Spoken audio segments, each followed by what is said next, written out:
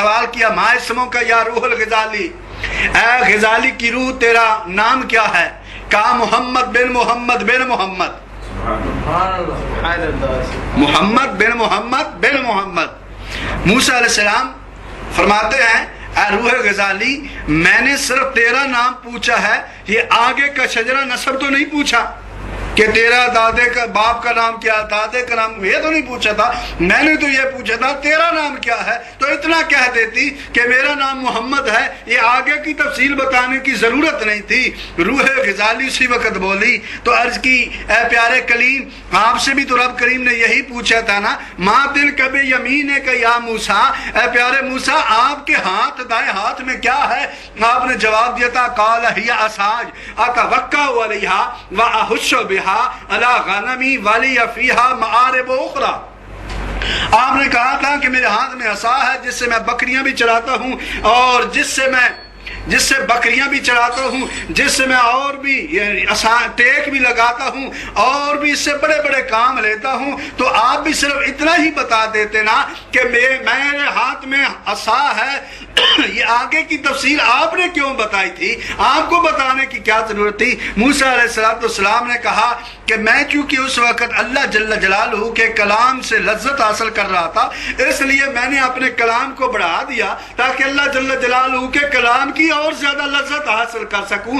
روح غزالی وجد میں آ گئی، عرض کی حضور میں بھی ایک طرف رسول اللہ کا دیدار کر رہی ہوں، دوسری طرف کلیم اللہ کا دیدار کر رہی تھی، اس لیے میں نے بھی اپنے کلام کو اور بڑھا دیا ہے۔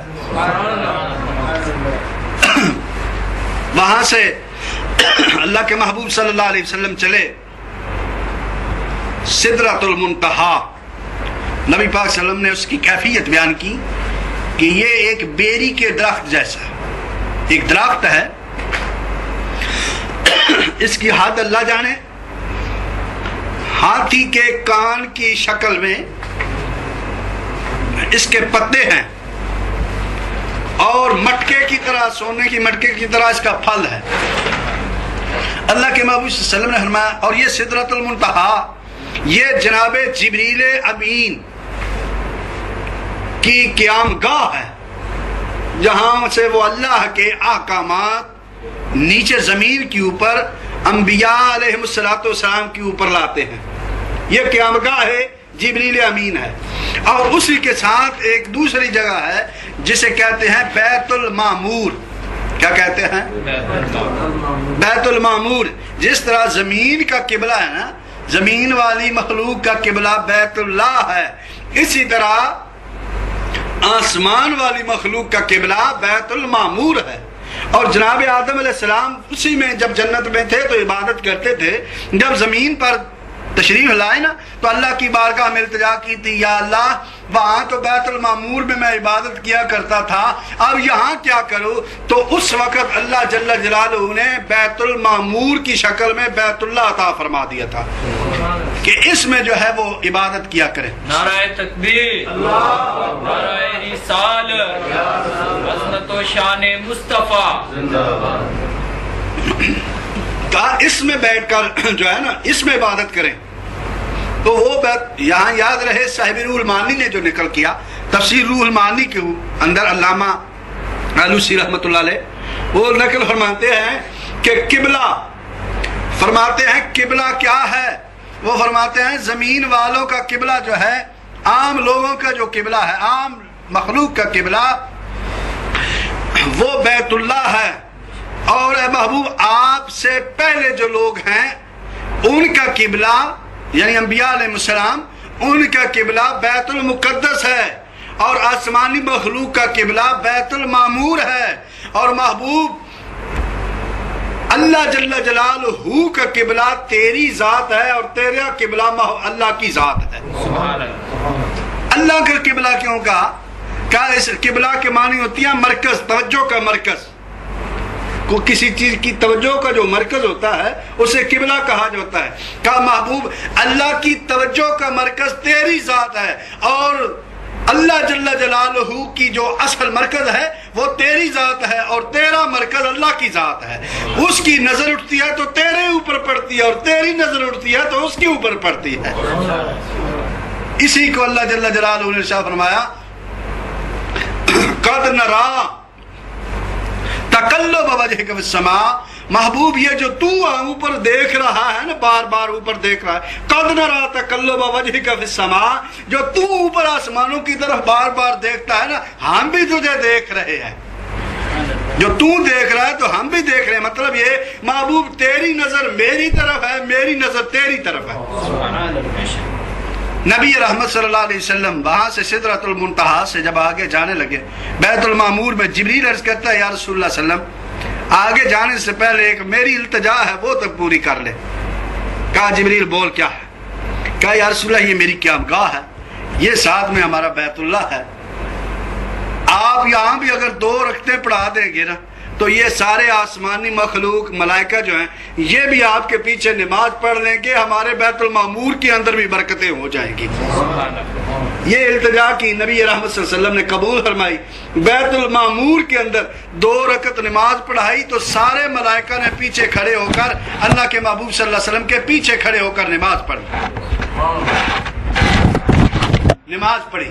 حضرات محترم، نبی رحمت صلی اللہ علیہ وسلم وہاں سے چلے، سدرۃ المنتہا کو عبور کرنے لگے، جبریل وہاں رک گئے، جبریل رکے، نبی رحمت صلی اللہ علیہ وسلم نے شاہ فرمایا جبریل اتنا کار سے تو میرے ساتھ چلا، بیت المقدس آسمانوں کے سفر طے کرتے کرتے اتنا میرے ساتھ آیا ہے اور یہاں آ کر رک گیا، کوئی بات تو نہیں ہے نا کہ گھر سے جگایا اور رستے میں چھوڑ دیا؟ عرض کی یا رسول اللہ یہاں سے آگے ایک بال برابر بھی جاؤں گا تو اللہ کے نور کی تجلی سے جل کر راکھ ہو جاؤں گا، جسے حضرت شیخ سعدی رحمت اللہ علیہ فرماتے ہیں اگر یکسر منہ برتر پرم فروغ تجلا بسو زد پرم، کہ محبوب ایک بال برابر بھی آگے گیا نا تو میں جل کر راکھ ہو جاؤں گا، آگے نہیں جا سکتا۔ یہاں علماء نے بڑی باریک بات لکھی نبی رحمت صلی اللہ علیہ وسلم کی شان کے متعلق، فرماتے ہیں جبریل کا عقیدہ کیا ہے؟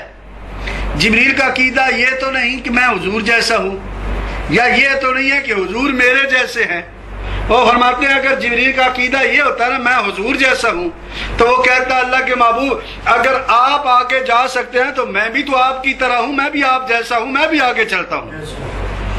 اور اگر یہ عقیدہ ہوتا کہ میں تو حضور جیسا نہیں لیکن حضور میرے جیسے ہیں تو وہ یوں عرض کرتا یا رسول اللہ جب میں نوریوں کا سردار آگے نہیں جا سکتا تو آپ آگے کیوں جا رہے ہیں، آپ بھی آگے نہ جائیں، چل کر راکھ ہو جائیں گے، نعوذ باللہ۔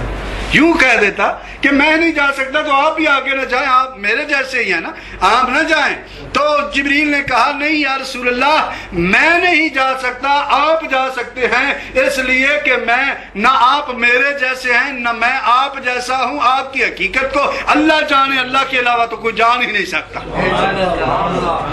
معلوم ہو جب جبریل حضور علیہ السلام جیسے نہ بنے تو پھر اور کون ہے جو میرے مصطفیٰ صلی اللہ علیہ وسلم جیسا بن سکے؟